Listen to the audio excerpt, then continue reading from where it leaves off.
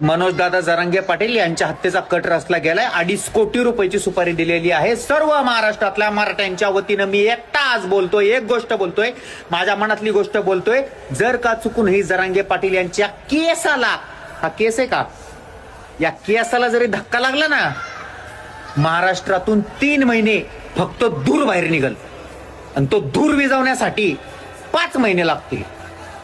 आम्ही कुठला ना ग्रामसेवक ओळखतो, ना ग्रामपंचायतचा सदस्य, ना नगरसेवक, ना आमदार, खासदार, मुख्यमंत्री, पंतप्रधान, राजकीय नेता, सगळे बांधून फिरतो. आम्हाला घेणं देणं नाही. पाटलांच्या जर अशा केसाला जरी धक्का लागला ना, धूर निघल, धूर वर्षभर विझवता येणार नाही, लक्षात ठेवायचं.